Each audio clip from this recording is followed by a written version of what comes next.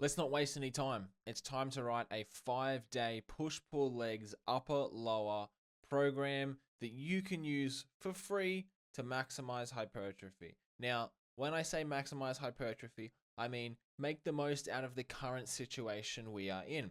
If we were looking to truly maximize hypertrophy to get on stage, break past a plateau as you reach your natural limit. Probably wouldn't do it with a 5-day program. I'd probably do it with maybe upper lower or a 3-day full body or something like that. But let's write a program that maximizes the stimulus we can get out of a 5-day push pull legs upper lower. This one is inspired by a program that I used to personally run, written by my coach, who is now a part of Hypertrophy Academy, and also inspired by Jordan Peters' Density Day, I believe he calls it, which I think was originally written by Dante Trudel. So this one has a few roots. I haven't written a draft or anything. We're going to go through it together right now. Let's jump straight into it. So in any push-pull leg split, we're going to write a push day first. So we might start with incline pec press. And we're going to do pec deck as well, because in a 5-day program like this, we have the lovely opportunity of doing a little more on each of the days. So in an upper lower program, obviously your entire upper body shares an upper workout. In a push pull leg split written 5 days a week like this, you have an entire push day, which means you can be more specific, which is actually a lot of fun. So these are going to be written to sort of be a little bit more specialist, which I actually think is a lot of fun for a lot of people, without going too far overboard and causing too much fatigue. So obviously you will hit a bit of both in each, but I think that it's nice for movement variability, and also we can probably get some extra clavicular fibers with an incline press. So we do 1 set first, 6 reps there, 8 and 6 like that. Next up, we're going to do a frontal plane delt press. So it might look a little bit like this, straight into a lateral raise. Now, yes, the frontal plane delt press will train the lateral delts, but it will also train the front delts. So we might do 2 sets there, 2 sets there. And then all we have left really are the triceps. And you could just do a tricep push down and go home. You totally could. But we could also do something like banded JM press, and then a single arm cuffed push down. Now, the reason I say that is because we are going to have slightly different biases with these different movements. A banded JM press, should be hardest towards the top, where the medial and lateral head have more leverage, and also because the shoulder joint is moving, the long head isn't working as much. So you might do 1 set there and 2 sets there. I say 1 set for JM. You could do 2 and then 1 set of a push down. That makes sense. But when you get strong and you're trying to do incline pec press, pec deck, delt press, lateral raise, and JM, that's a lot of elbow. There's a lot of elbow working in there. And in my experience, a strong person is not going to handle a heap of pressing in one go. So that is just my reasoning behind 1 set of JM, 2 sets of a cuffed push down. And I like doing 8-6 for everything. And then 6 for our single exercises. So that's pretty much our first push day done. You could reorder it based on preference. Obviously, if shoulders were a preference, you'd put shoulders first. Same with triceps. You can shuffle that order however you like. It really actually does not matter. Not a single thing in there has to be done before something else, in my opinion. Now, we can do push, legs, pull. We can do push, pull, legs. You could do pull. The first 3 days don't really matter. We just need to have enough rest between the sessions. So for this example, we're going to do Monday, Tuesday, Wednesday, Friday, Saturday. So we're going to do legs Tuesday and... Actually, we're going to do legs Wednesday and Saturday, just for this example. Let's say most people don't work Saturday. Legs usually take longer, so you do it Saturday. That's just a common reason that I've come across. So that's going to be Wednesday, starting there with legs. So let's do our pull day Tuesday. Starting us off, we're going to have, let's just say, a T-bar row. We're going to get our elbows out nice and wide so that we're training less lats, which should mean more traps. And then we're going to do a Kelso shrug, because I do think there is some merit in doing a couple of sets here where we're getting rear delts and maybe a tiny bit of lats, but mostly traps and rear delts. And then just going into a set of purely traps, which is, just that scapular retraction and elevation. Now, you don't have to do it that way. We do have an entire pull day, and a lot of people are going to want to do a few exercises. Otherwise, it's going to be boring. So you could do it much more minimal than I'm about to write it. But as I said, when I was doing a program similar to this, I liked doing an entire, I'm a bit of a bro at heart. Yes, I keep up to date with the science because it's probably better, but it's fun to just train back for an hour, in my opinion. So if we can sort of do that in a science-based way, then we might be in a good spot. So then I would always do something like a lat pull down, and then I would do like a single arm lat row. So some people say you can bias different regions. I do believe that. From what I've seen, what I understand, I think we probably can have some biasing of the lats. Now, does it really matter for most people? No, of course not. But I think that it's probably worth it. So the reasoning for the sets like that, 2 for lat pull down, 1 for lats, is we're doing a T-bar row, right? So we're probably hitting a bit of that thoracic lat in the T-bar row. I'd almost say definitely, depending on the handles, of course, and the way you execute it, and your leverages and your biomechanics and whatever. So if we were going to do any lat movement here to avoid redundancy is, a bit of a big word here, but to avoid redundancy, we should do it more in the frontal plane, right? Because we haven't been out there at all. We haven't done any lat pull down yet. So it makes sense to do some wide grip frontal plane pull downs because we haven't done anything like it already. But a single arm lat row and a T-bar row, depending on how they're executed, could be quite similar. Now, let's say for the sake of this example, this T-bar is a lot of lats. Then we have 2 sets of a pull down, 1 set of a row. Now, maybe if this was a lot of lats, just we have to use that handle for whatever reason, maybe I would look at changing some exercises up a little bit. But assuming we get like a tiny bit of lats in here, it's not going to create much fatigue to limit these things, then I'm not really concerned. Now, don't get me wrong, I'm not counting things as like half a set of volume or anything like that. As long as the lats are not getting like maximally recruited here, you're not really fatiguing them. 2 sets of most of our back here, a set of traps, some pure lats, and then another set of pure lats. Now, the TikTok kids might not like that one. Oh my God, it's so much volume. It's not. I did this. It's not that much volume. I recover really badly. For whatever reason, maybe it's because I'm taller, my fiber type, I don't know. I also have sleep apnea. So if anyone's going to under recover, it's me. And I was fine and I progressed really well. So if you're crying about the volume, get over it.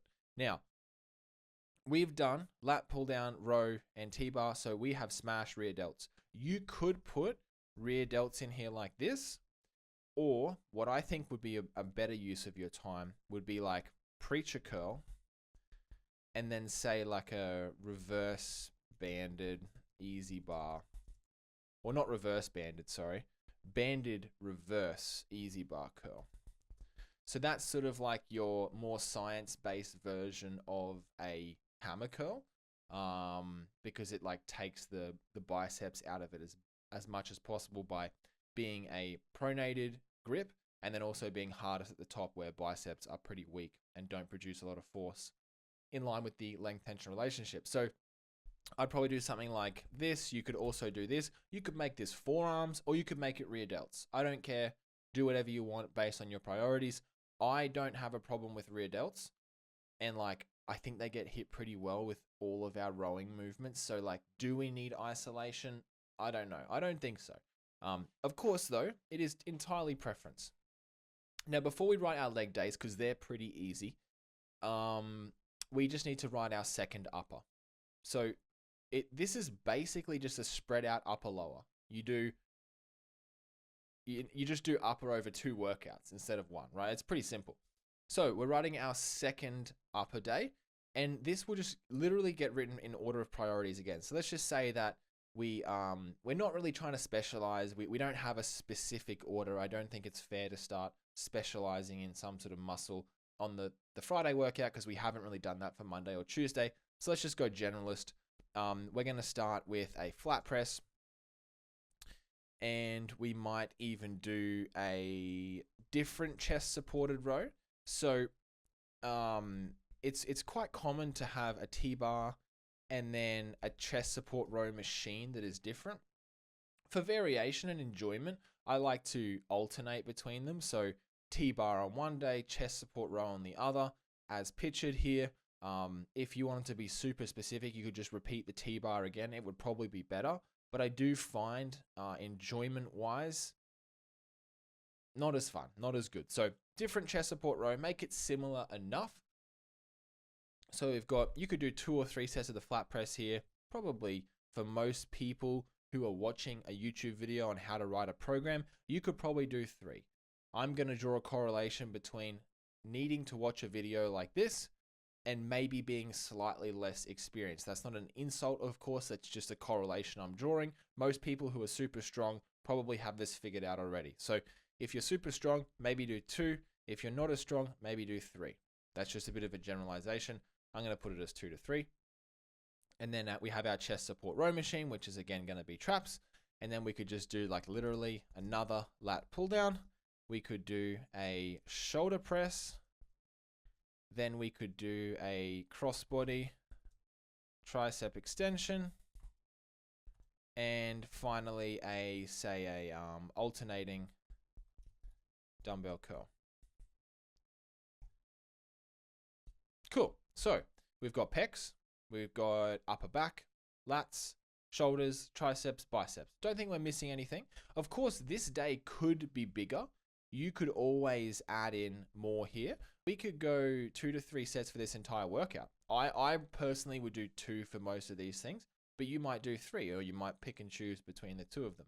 You could always as well make this day longer. If you've got time on a Friday afternoon and you want to also add in more lateral raises, you want to add in something more specific, say a Kelso shrug, whatever, that would be fine. This is pretty bare bones. It's going to work really well for a lot of people.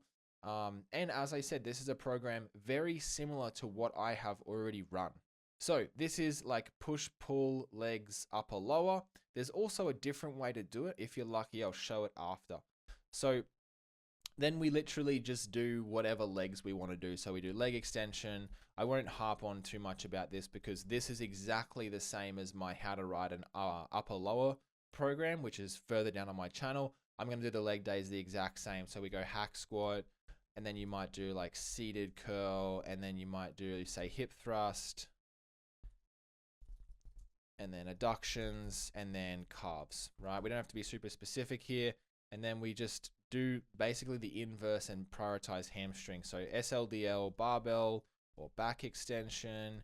And then we do, say, a lying curl. And then we do leg extensions, leg press, and then say, again, more adductions, another glute movement, so another hip thrust, and then calves at the end. And we don't have enough space in the sheet. So we copy another tab and we go calves. So it could be like that. Now, for some guys, you might not want to do hip thrust twice a week. So you might just do 1 hip thrust, 3 sets, maintain the muscle mass you have. You probably get some glutes in the SLDL variation. Now, a really, really simple way to do this that I have been doing with clients is we get rid of this. We move all of this down when it wants to cooperate with me. Now, what we do is we make this a back extension. So we do a 45-degree back extension with a barbell, and then we go immediately into a banded 45. So you get your glutes on the exact same piece of equipment. You don't have to move anywhere. It's super easy and time efficient, right? Which is, pretty cool. You don't have to do it like that. I personally don't, but you can, and I have clients who are doing it with success. So that's sort of a bigger leg day than I personally would do. Like, this is a lot. If you're going to do it, I would do it something like this, maybe like this, and then say 1 to 2 sets there, 1 to 2, 2 to 3. That's a pretty big leg day, to be fair. My first port of call would be to take out the hip thrust. Then we have a bit more time on our hands, right? So far, looking pretty good. I forgot to do sets on the first day. I would do it like this. 2 to 3, 2 to 3, 2, 3. That's how I would do the program. So very, very simple stuff. This is obviously an imaginary person who has access to all the normal equipment. Now, if they had access to really good equipment, then we would step things up. We would be doing, the Nautilus single arm pull down. It would be a prime upper back row. We'd be getting specific because whenever I work with a client, we're going to say, what equipment do we have access to? Let's see if we can use some really cool stuff. Most people don't have that though. So this is a pretty bare bones version of what you could do. It's 5 days a week. If you're a bit, mental, you want to train 5 days a week, you have the time, go for it. Do this. I personally don't have the time for that. Neither do a lot of my clients. But this is basically just an upper lower program, and you split up the first days, and you just do some extra stuff. Like this is not too much. I don't want to hear anybody telling me this is too much volume. I'll probably implode. No, it's not your typical TikTok full body workout, but this is effective. I promise you. You could do dips on this day. You could do rear delt flies here. You can mix this up, but this is like a general example of the logic I'm following. So the other way to do this is push, legs, pull, push, legs, pull. And the final legs pull is combined. So it would start off with push. Let's say we do Sunday for the sake. Actually, let's do Monday for the sake of this example. Push, and then the legs gets done on this day here. And I'll copy the legs over like that. And then we keep this day here. Basically another push day. You'd probably make it a bit smaller to recover from. And then this day here becomes half a leg day and half a pull day. Now this is just a different way of writing the split. I don't think this is better. It's probably worse actually. But it can be fun, and I've done it myself. So let's rework through this.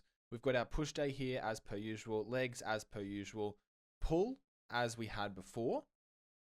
Then we do like another push day here. Like for the sake of this example, I'll swap it up a little bit. So let's go incline, cable fly, pec press. Then we do, let's just say we could even do lying Y raise, and then cable lateral raise. Then we could do, say, a machine dip, maybe just one set of that, and then say like, some sort of whatever crossbody extension or something at the bottom there. So slightly different. Basically, all I'm saying is slightly different. And I would keep that volume very minimal, honestly. So this would be good if you really wanted to prioritize your pushing muscles, shoulders, arms, whatever, but you wanted to do it with a 5-day program. I don't know why you would do that, but you could. This is just, again, I'll say it one more time. I'm trying to give you the tools to do this yourself. So because we're writing the split a little weird, we have to combine triceps and biceps here, which I forgot just before. So we're going to do, let's just, again, alternating dumbbell curls for the sake of this example.